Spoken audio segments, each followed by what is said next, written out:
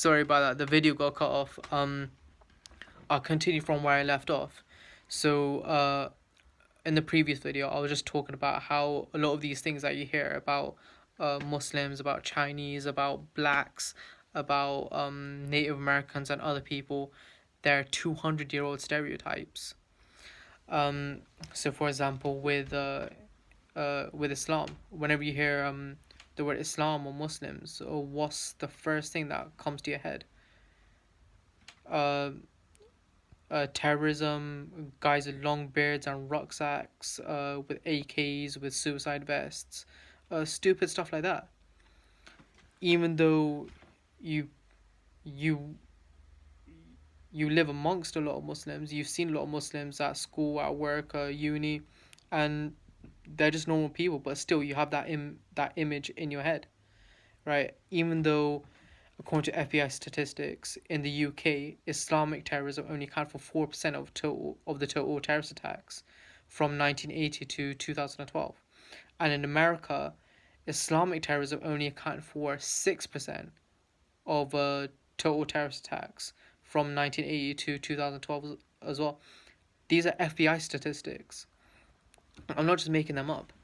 Um, so it's and like with the Islamic stereotypes is exactly the same with China.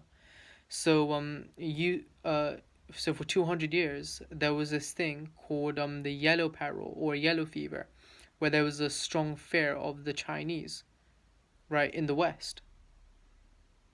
Right, so the Westerners had this strong inbuilt fear of the Chinese, even though the majority of them have never seen a Chinese person in their life. It was all propaganda.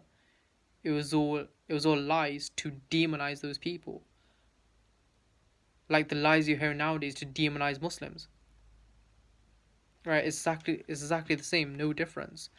So so how it works, how conditioning, how this sort of is a conditioning, is sort of conditioning, and how it works is basically, uh, you've never met the person, you never met someone of this particular religion or this particular group or this nationality, but for some reason you have this inbuilt image of that person in your head. You have all these assumptions of what that person is like, right? That's that's sort of how the media works, how the Western propaganda machine works, right? It's how they demonize people. Like look at how quickly everyone was just attacking China, but they were ignoring what all these other countries are doing. Right? Look at Britain and America. You're talking about China. These two are the most racist countries on the planet. Right? Don't get confused. The only reason we're here was to help rebuild the country after World War II. Right? We Asians have been in this country since, like, let's just say 65. So that since 1965, that's about 55 years. How long did it take for the Kenyans and Ugandans to get kicked out of sorry, for how long did it take for the Asians to get kicked out of Uganda and Kenya? Over 100 years. How long did it take for the British to get kicked out of India? 200 years. So what's uh how long did it take for China uh to find out about the opium trade? What Britain was actually trying to do with the opium trade? Right. Obviously they were trying to drug the Chinese, but how long did it take for China to figure out? Over 100 years. So what's the 55 years that the Asians have been in the UK? What's to say that during this decade right here, from 2020 to 2029, they will make it increasingly hard for the Asian community, the Muslims, right, to live in this country. Right? Who knows? Look how crazy the last decade has been with Boris Johnson, with Donald Trump, with Brexit, um with a lot of things. The whole last decade was crazy. But yeah, back to the point. Um, right, majority, right. China's nowhere near. Uh, China's nowhere near as bad as people make out to be. Um, all these things that you're hearing about China going to other countries, debt trapping, colonizing, um, doing this, doing that. First off, what have the West been doing for centuries? What are the West still doing, right, in these countries? They're still taking resources. They're still causing propaganda.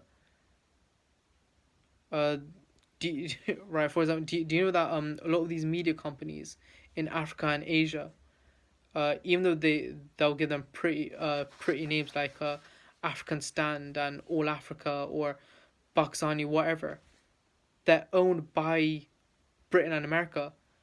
They're headquartered in either London or Washington,